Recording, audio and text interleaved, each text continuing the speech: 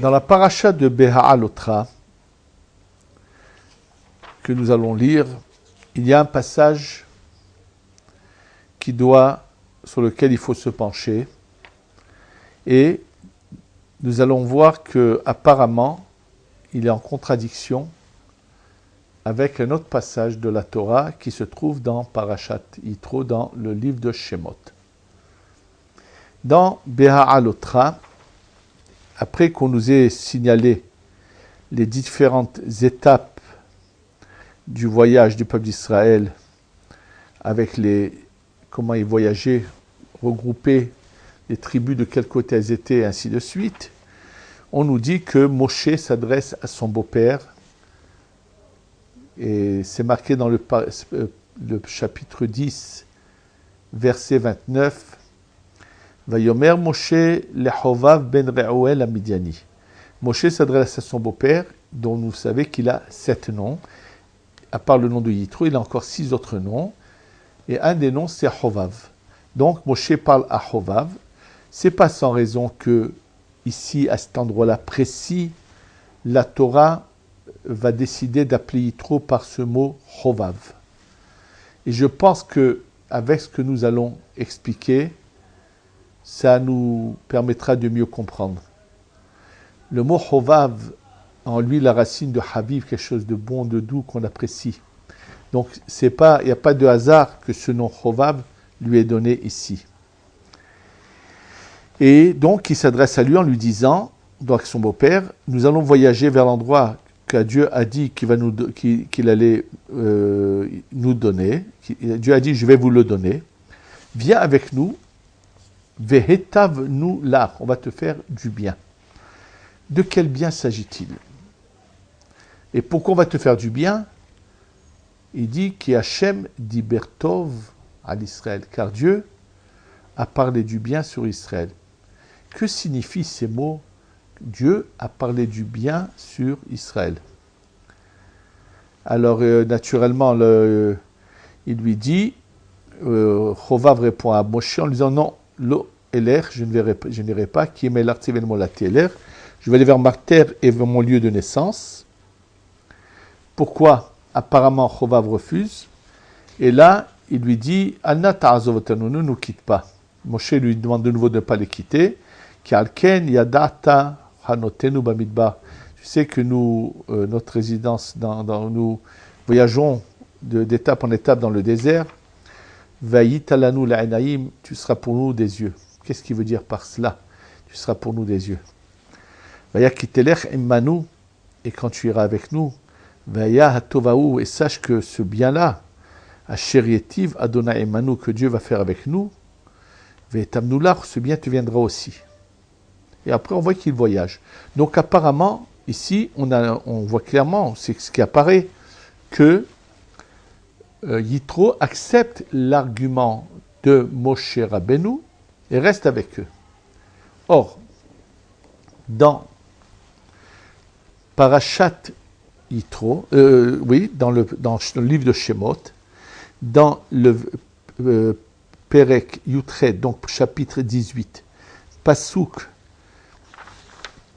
Kaf Zayin, donc dans le verset 27, il est dit qu'après que Yitro ait donné le conseil à Moshe d'organiser des tribunaux avec des juges et qu'il ne soit pas tout seul à juger tout le peuple, il est dit Vaishalach Moshe et Hotno, Vayelechlo el arzo. Moshe a envoyé son beau-père et celui-là est allé vers sa terre. Donc ici on nous dit qu'après qu'il ait donné ce conseil à Moshe, il est parti, et ici on nous parle que Moshe le retient, et on ne voit pas qu'il lui dit va-t'en, finalement, au contraire il le retient, il lui donne des arguments pour rester, et apparemment c'est ce qui semble qu'il ait fait. Donc on a cette contradiction. Bien sûr, elle a déjà été posée, Rashi l'interprète d'une certaine manière, mais selon cette manière d'interpréter de Rashi, il nous restera plusieurs questions, et donc on va plutôt aller dans une voie différente, celle du Ramban, de Rabbeinu Bechye, avec des preuves à ce qu'on va apporter à cela. La Gemara dans Masechet Zvachim ramène une discussion de deux rabbanim. À quel moment Yitro est-il venu dans le désert chez Moshe? Est-ce qu'il est venu juste après la sortie d'Égypte, avant que soit donnée la Torah, ou est-ce qu'il est venu après que la Torah ait été donnée? Et on a deux opinions. Or, là, on est devant un problème. Nous savons que quand on a deux opinions, les deux sont justes. Elou va Elou, divrei Elohim Hayim. Chacun représente quelque chose qui est juste. Comment peut-on expliquer ces deux opinions? Deuxième point, le seul cas où il y a une opinion peut être fausse, c'est quand, par exemple, il arrive dans la Gemara que tout d'un coup, deux élèves ont entendu de leur maître, un dit « moi j'ai entendu ça, l'autre j'ai entendu autre chose ». Alors on se dit, il y en a un qui a mal compris, c'est tout. Mais à part ce cas-là, je crois que les Chachamim, chacun transmet une opinion, elle est juste. Comment va-t-on expliquer cela? D'autant plus que le Harizal, la manière dont il nous explique que ce qu'avait dit Yitro à Moshe, tu ne peux pas juger tout seul. De quoi s'agit-il? En fait, avant de recevoir la Torah, ces âmes du peuple d'Israël qui étaient en Égypte, qui ont souffert en Égypte, doivent, à part leur souffrance, doivent réparer de manière active les erreurs des vies antérieures dans lesquelles ils sont mêlés, parce qu'ils sont mélangés au peuple du monde sans pouvoir vraiment s'exprimer, ils sont utilisés malgré eux. Il faut qu'ils réparent les fautes dans lesquelles ils ont été un peu associés sans le vouloir. Et ça, c'est avant de recevoir la Torah. Et comme on l'a expliqué déjà dans certains cours, que la réparation que font les Béné Israël avant de recevoir la Torah, dans cette histoire où Yitro donne comme conseil à Moshe de choisir des juges, en fait, c'est toutes les manières fausses et mensongères dans lesquelles les jugements ont été faits dans les lieux de Sédom et Amora, de Sédom et Gomorre. Maintenant, les gens se savent qu'est-ce qu'ils ont eu comme argument dans la vie antérieure où ils étaient à Sédom et Amora, et ils reviennent chez Moshe pour expliquer le problème qui s'était posé à cette époque-là et comment Moshe va régulariser cette situation en disant l'authenticité de la Torah, des lois qu'ils avaient reçues avant de recevoir la Torah qui concernent les lois qui régissent les hommes entre eux. Donc c'est évident que ça s'est passé avant. Donc pour comprendre tout cela, ce qu'il faut savoir, c'est qui est Yitro, et on va, grâce à cela, tout expliquer. Le Caïn, le fils donc de Adam Arishon, a un potentiel bon, puissant en lui, mais à côté de ça, il y a beaucoup de mal. Malheureusement, Caïn ne sait pas faire dominer le bien sur le mal, n'a pas réussi, disons, pas qu'il ne sait pas, il n'a pas réussi. Et donc, il va y avoir ce qu'on appelle le Gilgul, la réincarnation. Nous savons que Caïn tue son frère par jalousie pour lui prendre une de ses épouses. Et le début de la réparation de Caïn va se faire le jour où Moshe va tuer cet Égyptien qui a violé la femme de quelqu'un, donc Shlomit Bat Divrit, et il va être enseveli dans la terre de la même manière. C'est vraiment la réparation. Caïn, en tuant son frère, fait que son sang rentre dans la terre. Maintenant, c'est le corps entier de cet Égyptien. Moshe va le tuer avec ce qu'on appelle le Shem HaMeforach, ce nom saint de Dieu, qui va donc séparer le mal du bien.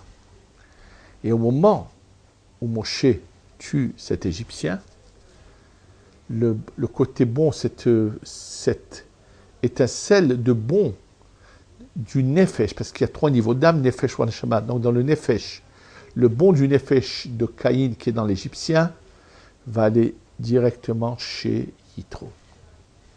D'ailleurs, le Harizal nous dit que le jour même, Moshe se sauve d'Égypte, arrive à Midian chez Yitro.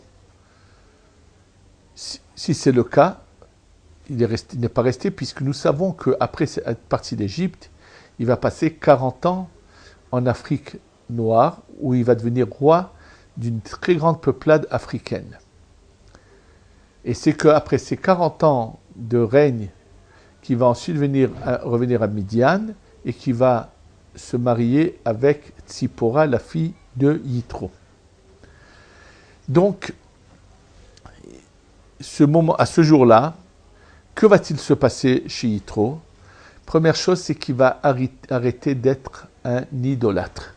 Jusqu'à présent, Yitro, non seulement qu'il est idolâtre, mais il est un maître spirituel de cette idolâtrie qu'il est en train de gérer, de diriger à Midian. Et là, la première chose, c'est que Yitro va s'arrêter d'être un idolâtre et de reconnaître un Dieu unique qui est Dieu. C'est ce qui se passe. Ensuite, maintenant, attention, pour l'instant, il n'y a eu que le Nefesh. Le bon roi de Caïn, qui va l'avoir, ça va être beaucoup plus tard le prophète Samuel, Shmuel Hanavi. Le mauvais roi, malheureusement, c'est Korach qui va le prendre. Que se passe-t-il du mauvais Nefesh de l'Égyptien? Malheureusement, il va revenir, mais il va finalement atterrir chez ce malheureux personnage qui est né d'une mère juive, mais qui malheureusement avait trompé son mari avec un Romain, cette fameuse Myriam qui donne naissance à ce Yimach Shemo Vezichro. Ce n'est pas qu'une malédiction, c'est que les premières lettres de Yimach Shemo Vezichro sont les lettres de son nom, Yud, Shin, Vav. C'est lui qui va hériter de ce mauvais nefesh de Caïn, et malheureusement, ce mal qu'il va prendre complètement en lui et qu'il va mal utiliser au lieu d'essayer de revenir vers le bon chemin de ses rabbanim, puisqu'il avait quand même au début eu la chance d'étudier chez Rabbi Yoshua ben Perachia. Malheureusement, il va créer le christianisme qui va être une hécatombe, un malheur pour l'histoire, puisque nous savons comment, au nom de cette soi-disant religion, combien de sang et de souffrances et de malheurs ont été infligés au peuple juif. Ça, c'est la mauvaise partie, et comme je vous l'avais dit, que finalement on le voit dans la Torah, dans Venokev Shem Hashem, les premières lettres, c'est son nom. En tous les cas, donc le bien du Nefesh va chez Yitro. Mais, par ailleurs, nous dit le Harizal, que finalement Yitro va avoir la Neshama de Caïn. Donc, on y a Nefesh, Ruach, Neshama. Mais les choses se passent par étapes. Première étape, c'est que Yitro s'arrête d'être un idolâtre le jour où le bon Nefesh de Caïn vient en lui, c'est le jour où l'Égyptien est tué. Mais il n'a fait qu'arrêter d'être idolâtre. Ensuite, quand le peuple d'Israël sort d'Égypte et qu'il entend comment Dieu a agi et qu'il va punir les Égyptiens de la manière dont ils ont fait souffrir le peuple d'Israël, ça lui fait prendre une prise de conscience, une meilleure connaissance de Dieu. Et c'est à ce moment-là qu'il décide de venir tout de suite après la sortie d'Égypte vers Moshe, lui ramener sa femme et les enfants. Et là, il prend encore plus conscience qu'il faut servir Dieu, qu'il y a un Dieu unique, qu'il faut le servir, non pas que passivement ne plus être idolâtre, mais qu'il faut se mettre au service de Dieu. Mais à ce moment-là, il ne prend pas conscience qu'il est nécessaire d'appartenir à un autre peuple que le sien. puisque il se dit, je peux servir Dieu partout, et il pense qu'au contraire, il va retourner pour diffuser qu'il y a un Dieu unique, qu'il faut au moins accomplir ce qu'on appelle les 7 commandements que les Béné Noach, les fils de Noach, doivent faire. Et c'est de cela qu'il s'agit dans Parashat Shemot, quand avant que la Torah soit donnée, où Yitro est déjà là, et là, à ce moment-là, Vaishlach Moshe Trotno, Moshe renvoie, c'est-à-dire, pas le renvoie pas, mais il envoie son beau-père, parce qu'il n'est pas encore apte à recevoir la Torah, il n'a pas encore pris conscience qu'il y a un peuple particulier. Qu'est-ce qui lui manque? C'est ce qu'on va essayer de comprendre ensemble tout de suite, dans sa compréhension. Entre-temps, la Torah est donnée, et à ce moment-là, Yitro a des échos de cela. Et ça va le faire avancer encore plus. Et donc, il revient une deuxième fois. Donc les deux opinions mentionnées dans la Gemara sont exactes. Il y a la première venue de Yitro après la sortie d'Égypte, où il va donner le conseil à Moshe Rabbeinu. Et pourquoi il doit donner ce conseil? Parce que quand Caïn tue son frère, c'est que pour lui, il n'y a pas de juge, il n'y a pas de jugement, on fait ce qu'on veut. Et là, il va faire l'inverse. Il va demander à Moshe d'instaurer des tribunaux, qu'il y a une justice, et il y a des juges, il y a un jugement. Chacun doit donner des comptes de ses actes, contrairement à l'erreur que fait Caïn quand il tue son frère. Donc ça commence à être sa réparation, c'est vrai. Mais il n'est pas encore conscient de ce qu'est le peuple d'Israël. Et qu'est-ce que cette prise de conscience qui lui manque est la suivante. Comme on va le voir tout de suite, qu'est-ce qu'il lui dit la Moshe quand il revient la deuxième fois? Et que se passe-t-il? Pourquoi veut-il de nouveau repartir vers sa terre? En fait, c'est qu'il découvre que finalement, la terre d'Eretz Israël va être partagée entre les 12 tribus uniquement. Et que ceux qui se convertissent ne reçoivent pas de part en Eretz Israël. Et c'est pour ça que il se dit, pourquoi j'irai avec vous? Et il lui dit, non, j'irai vers ma terre et mon lieu de naissance. Là-bas, j'ai une terre, j'ai quelque chose qui m'appartient. Et donc, on va revenir, quels sont les arguments que Moshe lui donne, que finalement, il va accepter et comprendre. En fait, ce qu'il faut savoir, c'est qu'il y a dans tout, il y a un corps et il y a une âme. Le peuple d'Israël, bien que ce soit apparemment celui qui voit l'apparence uniquement physique, ont la même apparence physique que les autres peuples dans le monde. C'est l'apparence. Mais, en réalité, bien que l'apparence soit la même, mais si on avait un moyen de voir, on verrait que ce corps qui paraît être le même que notre corps, on est dans deux mondes différents. Ça, c'est une âme, et à côté, c'est un corps. C'est-à-dire que l'âme des êtres humains du monde, ceci se trouve au sein du peuple d'Israël. Bien sûr, ceux qui respectent avant tout la Torah, mais tous sont une étincelle de cela et peuvent la faire jaillir et être une âme à part entière des peuples du monde entier. On a aussi l'âme au niveau du temps et l'âme au niveau de l'espace. Au niveau du temps, le Shabbat, c'est l'âme des jours. Au niveau de l'espace, c'est Eretz Israël qui est l'âme de l'espace. Et donc, quand la Torah est donnée, la lumière qui va venir se répandre dans les âmes du peuple d'Israël va les faire monter et les rendre vraiment une âme par rapport au reste des peuples. Et ça, quand Yitro commence à en prendre conscience, quand il entend que la Torah a été donnée, il ne l'a pas compris la première fois, et c'est ce qui le décide à revenir. Mais voilà que lorsqu'il revient, Comme il voit qu'il n'a pas de part en Eretz Israël, il se dit, bon, ben finalement, je peux alors, dans mon pays, à moi aussi, être au service de Dieu. Et c'est tout. Et là, Moshe va lui faire découvrir quelque chose. Même dans l'âme, il y a différents niveaux. Il y a ce qu'on appelle l'âme de l'âme.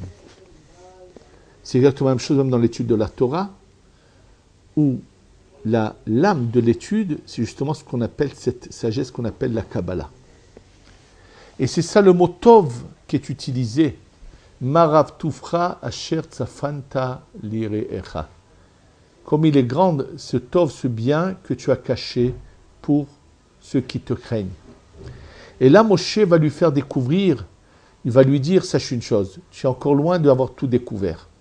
Même si tu ne reçois pas de part en Eretz Israël, mais si tu veux continuer à grimper et à réussir, et à te rapprocher de la lumière divine, la venue même en Eretz Israël t'apportera cela. Moshe le pousse vers ce Tov. Quelle va être la conséquence de cela?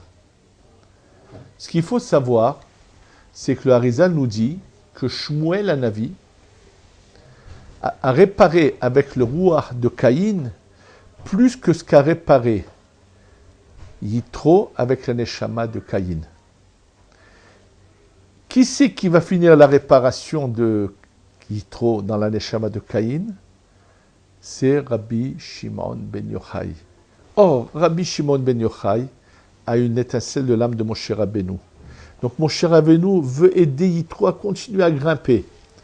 C'est-à-dire que, d'un côté, il a reçu la Neshama de Caïn, c'est vrai, mais où jusqu'où il est allé? Et cela nous permettra de mieux comprendre quelque chose que nous dit le Harizal. Le Harizal pose la question suivante. Il est dit dans la Mishnah, Echad amarbe echad amam'it, ha'ikar shechaven et libo la shamayim. Que celui qui a fait beaucoup ou que celui qui a fait peu, l'essentiel est que son cœur soit vers le ciel. Pose la question à l'Harizal, comment peut-on dire apparemment quelqu'un qui passe 10 heures par jour à étudier la Torah, qui se donne cœur et âme au service de Dieu, il y en a un qui passe qu'une heure le reste du temps, il fait ses occupations sans se forcer à trop en faire, parce que pendant cette heure-là, il a son cœur au ciel, il va être l'égal de celui qui aura mis tout son temps, toute sa force pour l'étude de la Torah. C'est impossible. Nous savons que Dieu récompense l'effort. Et là, nous dit le Harizal que lorsque les gens arrivent de l'autre côté, on leur demande, est-ce que tu as cherché à connaître les secrets de la création?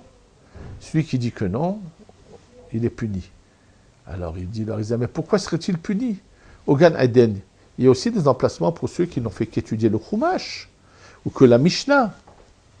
Et il nous dit le Harizal comme ça.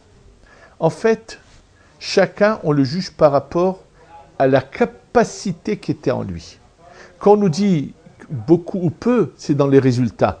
Les deux ont fait les mêmes efforts. Simplement, un est arrivé très loin et un est arrivé beaucoup moins loin.